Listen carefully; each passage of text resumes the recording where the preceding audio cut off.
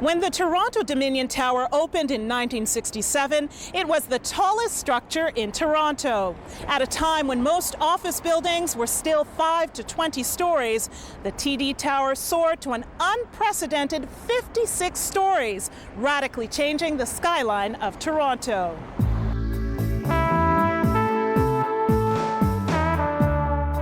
It's interesting that they opened the bank in a year of massive nationalism and outpouring of emotion and investment in Canada being this new modern entity. Expo 67 in Toronto rises, this symbol of all that new energy. The grand opening for TD Centre took place 1 year later, on May 14, 1968.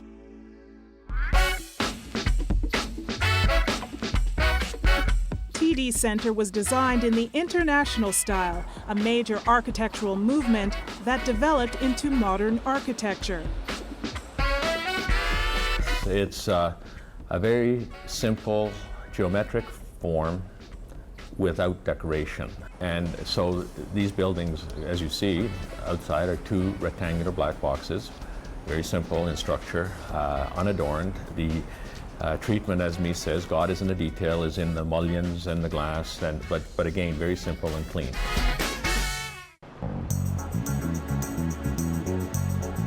The international style arrived in Toronto in the 1950s.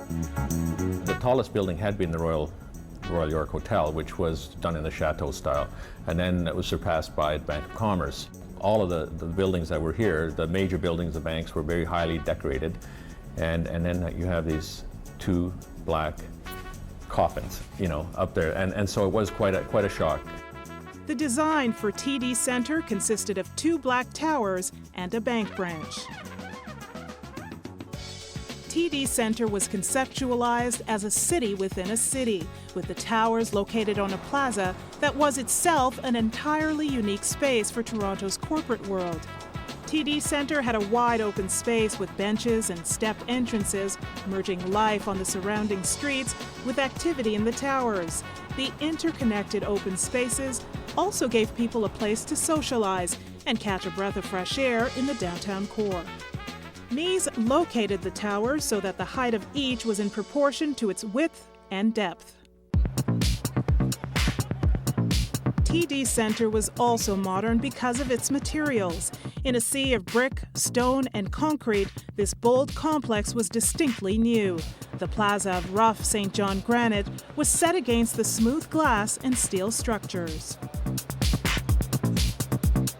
The towers of TD Centre followed the principles of the international style to the letter of the law. The black towers were simple, lacking ornamentation, and exemplified the philosophy of form follows function. TD Centre had rows and rows of spandrels, intersecting with mullions and I-beams, that together cast shadows across the plaza, creating movement. Within this bed of steel were bronze-tinted reflective windows, among the first in Toronto. The buildings were painted black. A lot of people didn't like the fact that, black was somber, and it really stood out because there was nothing around it. And this is the one thing that I did feel at the time when it was built, and other people said the same thing, that, you know what, it's going to really stand out when other buildings come around it.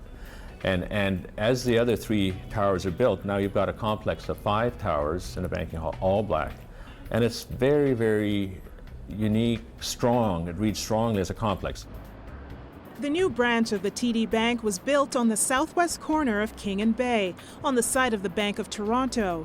This 1-story black box was intended to give the bank a powerful new presence while changing the way people did banking. Both towers were raised on columns, allowing city life to flow through the towers. The TD Centre is glass, and you can actually look straight through it, right? And it's this volume of space that was intended to be open. So the perspective in this plaza that kind of welcomed you onto it, this was a much more kind of human and open space that you could see through and see people interacting with than the old bank. So it was dramatically new.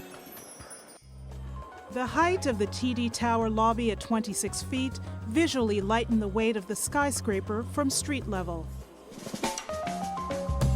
His international style was universal. It was a continuation. All the interior spaces were a continuation of his exterior spaces. And he designed absolutely everything. He carried his exterior materials into the building. You know, the granite, the plaza granite we have in the lobbies. We have travertine cores which are carried up. In 1969, the Royal Trust Tower opened, thus completing the original design for TD Centre. Newspapers at the time told of its many novel features, including a column-free design on the lower floors, high-speed elevators, and built-in access to radio and television. On the concourse level was a post office for TD Centre workers and a movie theater that have both since vanished. Well, I think TD Centre clearly set a new standard. The day of the old, 13-story concrete office building was gone.